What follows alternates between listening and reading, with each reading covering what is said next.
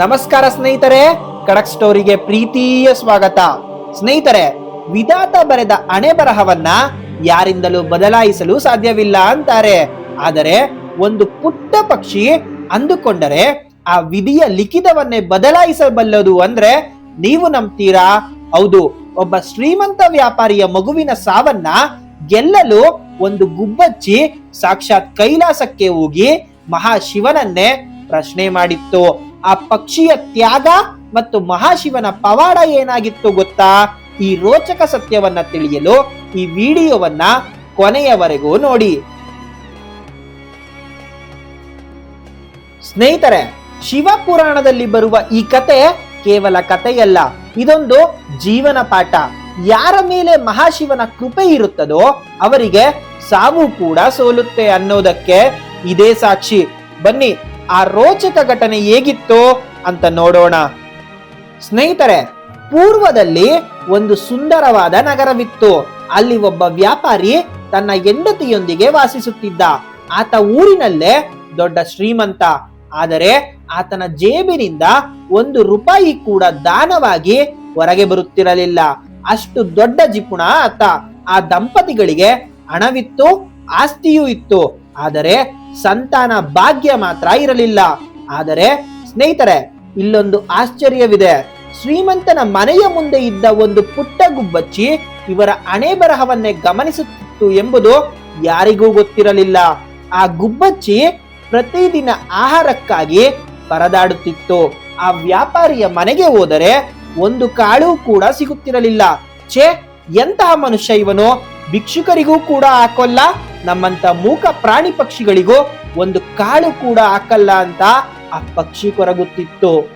ಒಮ್ಮೆ ಆ ವ್ಯಾಪಾರಿ ತನ್ನ ಹೆಂಡತಿ ಹತ್ತಿರ ಮಾತನಾಡುತ್ತಾ, ನಮಗೆ ಮಕ್ಕಳಿಲ್ಲದಿದ್ದರೆ ಏನಾಯ್ತು, ಇರುವಷ್ಟು ದಿನ ಸುಖವಾಗಿರೋಣ, ನಮ್ಮ ನಂತರ ಆಸ್ತಿ ಯಾರ ಪಾಲಾದರೂ ಆಗಲಿ ಎಂದು ಅಹಂಕಾರದಿಂದ ಹೇಳುತ್ತಾನೆ. ಇದನ್ನ ಕೇಳಿಸಿಕೊಂಡ ಆ ಗುಬ್ಬಚ್ಚಿಗೆ ಆಶ್ಚರ್ಯವಾಯಿತು. ಆದರೆ ಆ ವ್ಯಾಪಾರಿಯ ಹೆಂಡತಿ ಆಗಲ್ಲ, ಆಕೆ ದಯಾಮಯಿ. ಗಂಡನಿಗೆ ತಿಳಿಯದಂತೆ ಆ ಗುಬ್ಬಚ್ಚಿಗೆ ಹಣ್ಣು ಧಾನ್ಯಗಳನ್ನ ನೀಡುತ್ತಿದ್ದಳು. ಒಬ್ಬ ಸ್ತ್ರೀಯ ದುಃಖ ಇನ್ನೊಬ್ಬ ಸ್ತ್ರೀಗೆ ಮಾತ್ರ ಅರ್ಥವಾಗುತ್ತೆ ಅಂತಾರೆ. ಆ ತಾಯಿಯ ಮಡಿಲು ತುಂಬಿಸಲು ಆ ಪುಟ್ಟ ಪಕ್ಷಿ ತೆಗೆದುಕೊಂಡ ನಿರ್ಧಾರ ಏನು ಗೊತ್ತಾ? ಇದನ್ನ ಕೇಳಿದರೆ ನಿಮ್ಮ ಮೈ ಜುಮ್ಮೆನಿಸುತ್ತದೆ. ಹೌದು ಸ್ನೇಹಿತರೆ, ಆ ಪಕ್ಷಿ ನಿರ್ಧರಿಸಿಯೇ ಬಿಟ್ಟಿತ್ತು. ನನಗೆ ಅನ್ನ ನೀಡಿದ ತಾಯಿ ಋಣ ತೀರಿಸಬೇಕೆಂದರೆ ಇವರ ಹಣೆ ಬರಹದಲ್ಲಿ ಮಕ್ಕಳಿಲ್ಲದಿದ್ದರೆ ಏನಾಯ್ತೋ ಆ ವಿಧಾತನನ್ನೇ ಕೇಳಿ ಇವರಿಗೆ ಸಂತಾನ ಭಾಗ್ಯ ತರುತ್ತೇನೆ ಎಂದು ಶಪಥ ಮಾಡಿತು. ಆ ಪುಟ್ಟ ಗುಬ್ಬಚ್ಚಿ ತನ್ನ ಮಕ್ಕಳನ್ನ ಗಂಡನಿಗೆ ಒಪ್ಪಿಸಿ ರಾತ್ರಿ ಹಗಲು ಎನ್ನದೆ ಊಟ ನಿದ್ದೆ ಬಿಟ್ಟು ಕೈಲಾಸದ ಕಡೆಗೆ ಹಾರಿತು. ಕೊನೆಗೆ ಸುಸ್ತಾಗಿ ಪಾರ್ವತಿ ದೇವಿಯ ಪಾದದ ಮೇಲೆ ಪ್ರಜ್ಞೆ ತಪ್ಪಿ ಬಿದ್ದಿತು. ಎಚ್ಚರವಾದಾಗ ಪಾರ್ವತಿ ದೇವಿ ಕೇಳಿದಳು, ಯಾಕೆ ಇಷ್ಟು ಕಷ್ಟಪಟ್ಟು ಬಂದಿದ್ದೀಯಾ? ಆಗ ಪಕ್ಷಿ ಆ ದಂಪತಿಗಳ ಕತೆ ಹೇಳಿ ಅವರಿಗೆ ಮಕ್ಕಳನ್ನ ಕರುಣಿಸುವಂತೆ ಬೇಡಿಕೊಂಡಿತ್ತು. ಆಗ ಮಹಾಶಿವನು ಹೇಳಿದ ಮಾತು ಕೇಳಿ ಆ ಪಕ್ಷಿಯ ಎದೆ ಒಡೆದು ಹೋಗುವಂತಾಯಿತು. ಶಿವನ ಧ್ಯಾನ ದೃಷ್ಟಿಯಿಂದ ನೋಡಿ ಅವರ ಹಣೆ ಬರಹದಲ್ಲಿ ಮಕ್ಕಳಾಗುವ ಯೋಗವೇ ಇಲ್ಲ ಎಂದು ಕಡ್ಡಿ ಮುರಿದಂತೆ ಹೇಳಿಬಿಟ್ಟರು. ಈಗ ಆ ಪಕ್ಷಿ ಏನು ಮಾಡುತ್ತೆ ಗೊತ್ತಾ? ಆದರೆ ಪಾರ್ವತಿ ದೇವಿ ಬಿಡಲೇ ಇಲ್ಲ.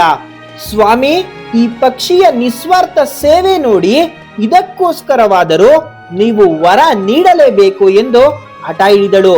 ಪಾರ್ವತಿ ದೇವಿಯ ಮಾತಿಗೆ ಕಟ್ಟು ಬಿದ್ದ ಶಿವನು ಒಂದು ಷರತ್ತಿನ ಮೇಲೆ ವರ ನೀಡಿದನು. ಅದೇನೆಂದ್ರೆ ಅವರಿಗೆ ಮಗ ಹುಟ್ಟುತ್ತಾನೆ, ಆದರೆ ಅವರು ದಾನ ಧರ್ಮ ಮಾಡಬೇಕು, ಇಲ್ಲದಿದ್ದರೆ ಆ ಮಗು ಅಲ್ಪಾಯುಷಿಯಾಗಿ ಸಾಯುತ್ತಾನೆ. ಸ್ನೇಹಿತರೆ, ಈ ಮಾತನ್ನ ಕೇಳಿದ ನಂತರ ಗುಬ್ಬಚ್ಚಿ ಸಂತೋಷದಿಂದ ಹಿಂತಿರುಗಿತು. 1 ವರ್ಷದಲ್ಲಿ ಆ ದಂಪತಿಗಳಿಗೆ ಮುದ್ದಾದ ಗಂಡು ಮಗು ಹುಟ್ಟಿತು. ಆದರೆ ದುರಾದೃಷ್ಟವಶ ಮಗು ಹುಟ್ಟಿದ ಮೇಲೂ ಆ ವ್ಯಾಪಾರಿಯ ಬುದ್ಧಿ ಬದಲಾಗಲಿಲ್ಲ. ದಾನವಿಲ್ಲ, ಧರ್ಮವಿಲ್ಲ. 5 ವರ್ಷಗಳು ಕಳೆದವು. ಸ್ನೇಹಿತರೆ, ಇಲ್ಲಿಂದಲೇ ಅಸಲಿ ತಿರುವು ಶುರುವಾಗೋದು. ಮಗು ಬೆಳೆಯುತ್ತಿದ್ದಾನೆ, ಆದರೆ ಆ ಮಗುವಿನ ಆಯಸ್ಸು ಕರಗುತ್ತಿದೆ ಎಂದು ಆ ಪಕ್ಷಿಗೆ ಮಾತ್ರ ಗೊತ್ತಿತ್ತು. ಶಿವನ ಶಾಪದಂತೆ ಆ ಮಗು ಸಾಯುವ ಸಮಯ ಹತ್ತಿರ ಬರುತ್ತಿತ್ತು. ಆ ಮಗುವನ್ನ ಉಳಿಸಲು ಆ ಪಕ್ಷಿ ಮಾಡಿದ ಸಾಹಸವೇನೋ? ಪಕ್ಷಿ ಮತ್ತೆ ಕೈಲಾಸಕ್ಕೆ ಹೋಯಿತು. ತಾಯಿ, ನನ್ನ ಪ್ರಯತ್ನ ವ್ಯರ್ಥವಾಯಿತು. ಅವರು ಬದಲಾಗಲೇ ಇಲ್ಲ. ಈಗ ಆ ಮಗು ಸಾಯುತ್ತಾ ಎಂದು ಕಣ್ಣೀರು ಹಾಕಿತು. ಅದರ ಭಕ್ತಿಗೆ ಮೆಚ್ಚಿ ಸ್ವತಃ ಶಿವ ಪಾರ್ವತಿಯರೇ ಭೂಮಿಗೆ ಬರಲು ನಿರ್ಧರಿಸಿದರು. ಶಿವ ಮತ್ತು ಪಾರ್ವತಿ ಸಾಧುಗಳ ವೇಷದಲ್ಲಿ ಆ ವ್ಯಾಪಾರಿಯ ಮನೆಗೆ ಬಂದರು. ನಮಗೆ ಹಸಿವಾಗುತ್ತಿದೆ, ಊಟ ನೀಡಿ, ಇಲ್ಲದಿದ್ದರೆ ಶಾಪ ಕೊಡುತ್ತೇವೆ ಎಂದು ಗುಡುಗಿದರು. ಎದರಿದ ವ್ಯಾಪಾರಿಯ ಹೆಂಡತಿ ಅವರನ್ನ ಕರೆದು ಮೃಷ್ಟಾನ್ನ ಭೋಜನ ನೀಡಿದಳು. ಆ ಪುಟ್ಟ ಬಾಲಕನೇ ಸ್ವತಃ ತನ್ನ ಕೈಯಿಂದ ಶಿವನಿಗೆ ಬಡಿಸಿದನು. ನೋಡಿ ಸ್ನೇಹಿತರೆ, ನಾವು ಮಾಡಿದ ಪುಣ್ಯ ಹೇಗೆ ಕಾಪಾಡುತ್ತದೆ ಅಂತ. ಆ ಮಗುವಿನ ಸ್ಪರ್ಶದಿಂದ ಶಿವನ ಮನಸ್ಸು ಕರಗಿತು. ಆದರೆ ಅಲ್ಲಿ ಒಂದು ದೊಡ್ಡ ಸತ್ಯ ಬದಲಾಗಿತ್ತು. ಊಟವಾದ ಮೇಲೆ ಶಿವನು ಹೇಳಿದನು, ನಿಮ್ಮ ಮಗುವಿಗೆ ಗಂಡಾಂತರವಿದೆ. ನೀವು ಮಾಡದ ಪಾಪಗಳಿಂದ ಅವನು ಅಲ್ಪಾಯುಷಿಯಾಗಿದ್ದಾನೆ. ಇದನ್ನ ಕೇಳಿ ದಂಪತಿಗಳು ಅವರ ಕಾಲಿಗೆ ಬಿದ್ದರು. ದಯವಿಟ್ಟು ದಾರಿ ತೋರಿಸಿ ಎಂದು ಬೇಡಿದರು. ಆಗ ಶಿವನು ಆ ಗುಬ್ಬಚ್ಚಿಯನ್ನ ತೋರಿಸಿ, ಈ ಮಗು ನಿಮ್ಮ ಅದೃಷ್ಟದಿಂದ ಹುಟ್ಟಿದ್ದಲ್ಲ, ಈ ಪುಟ್ಟ ಪಕ್ಷಿಯ ಭಿಕ್ಷೆ ಇದು ಕೈಲಾಸಕ್ಕೆ ಬಂದು ನಮಗೆ ನಮಸ್ಕರಿಸಿದ್ದಕ್ಕೆ ನಿಮಗೆ ಸಂತಾನ ಸಿಕ್ಕಿದೆ. ಇಂದಿನಿಂದಾದರೂ ದಾನ ಧರ್ಮ ಮಾಡಿ, ಇಲ್ಲದಿದ್ದರೆ ಮಗುವನ್ನ ಉಳಿಸಿಕೊಳ್ಳಲಾಗದು ಎಂದು ಎಚ್ಚರಿಸುತ್ತಾರೆ. ಅದೇ ಸಮಯಕ್ಕೆ ಶಿವ ಪಾರ್ವತಿಯರು ತಮ್ಮ ನಿಜ ಸ್ವರೂಪವನ್ನ ತೋರಿಸಿದರು.